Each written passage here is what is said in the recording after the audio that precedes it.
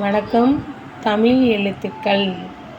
உயிரெழுத்துக்கள் 12, மெய்யெழுத்துக்கள் 18, உயிர்மெய் எழுத்துக்கள் 216, ஆயுத எழுத்து 1. மொத்தம் உயிரெழுத்து 12, மெய்யெழுத்து 18, உயிர்மெய் எழுத்து 216, ஆயுத எழுத்து 1. மொத்தம் தமிழ் எழுத்துக்கள் 247.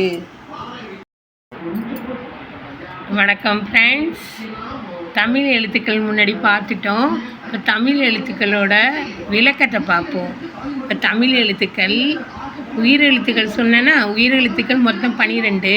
அந்த 12 என்னன்னா ஆ முதல் அவ் வரை. ஆனா அவனா அது மாதிரி சொல்லுவோம்ல, ஆ முதல் அவ் வரை. அடுத்து மெய்யெழுத்துக்கள் 18ன்னு சொன்னேன். அது இக்கு முதல் இன்னு வரை. உயிர்மெய் எழுத்துக்கள் 216ன்னு சொன்னேன். கா வரிசையிலேருந்து நவ் வரிசை வரைக்கும், கா முதல் நவ் வரை. அடுத்து கடைசியாக உள்ளது ஆயுத எழுத்து 1 சொன்னேன். அது அக்கண்ணா, அக்கு ஆயுத எழுத்து. அந்த ஆயுதத்தில் 3 வீரர்கள் சண்டை போடுறப்ப அந்த கேடயம் பயன்படுத்துவாங்கள்ல, அந்த 3 அது ரவுண்டாக இருக்கும். அந்த கேடயத்தை தான் ஆயுத எழுத்துன்னு சொல்கிறாங்க. மொத்தமாக தமிழ் எழுத்துக்கள் 247. இதுதான் தமிழ் எழுத்துக்களோட மொத்த விளக்கம். தேங்க்யூ.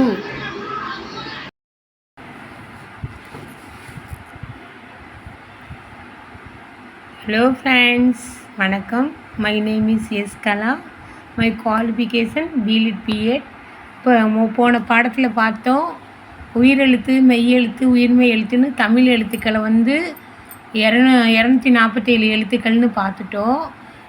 நெக்ஸ்ட் ஒன்று அடுத்து என்ன பார்க்க போகிறோன்னா, உயிரெழுத்துக்கள் 12 அப்படின்னு சொன்னேன்னா, உயிரெழுத்துக்கள் 12 அ ஆ இ ஈ உ ஊ ஏ ஏ ஐ ஓ ஓ ஔ.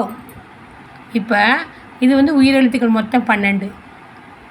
அடுத்து ஆயுத எழுத்துன்னு சொன்னால் அது 1 அக்.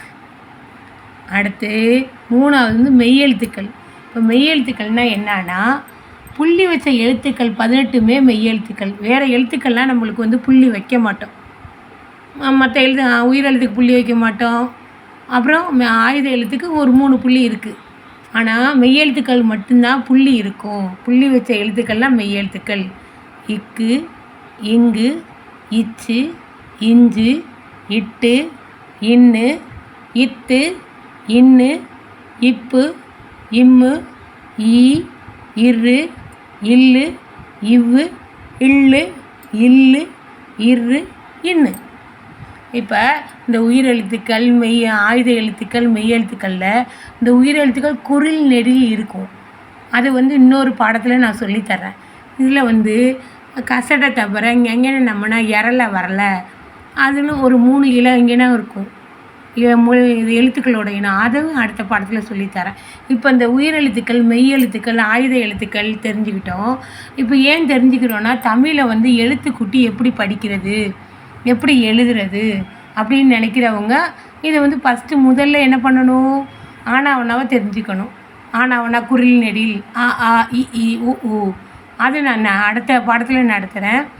ஆயுத எழுத்து 1 இதை தெரிஞ்சுக்கணுங்கிறதுக்காக மட்டும்தான் இதை இப்போ நடத்திக்கிட்டு இருக்கேன். முதல்ல ஆனாவனா இந்த குழந்தைங்க, எல்கேஜி குழந்தைங்க, ஃபஸ்ட் ஸ்டாண்டர்டு குழந்தைங்க பார்த்துக்கலாம். அது அவங்களுக்கும் அந்த உயிரெழுத்துக்கள்லாம் ஆனானா எப்படி எழுதணும், ஆனாவிலேருந்து 12 எழுத்து, இது ஒரு எழுத்து. அப்போ நம்ம அந்த எல்கேஜிலேருந்தே சொல்லி கொடுத்தோன்னா அந்த பிள்ளைங்க என்ன பண்ணுங்க, தமிழை சரளமாக படிக்க ஆரம்பிச்சிருங்க. அப்போ நம்ம என்ன பண்ணுறோம், இங்கிலீஷ் மீடியத்துலனா தமிழ் இருக்கும், ஆனாலும் என்ன பண்ணுவோம், தமிழை இம்பார்ட்டன்ட் கொடுக்க மாட்டோம். அப்போ அந்த குழந்தைங்க எங்கேயாவது ஒரு தமிழில் ஒரு பேங்க்லேயோ எங்கேயோ சலான் ஃபுல் பண்ணுறது, ஒரு லெட்ரு எழுதுகிறப்பெல்லாம் தடுமாறுவாங்க.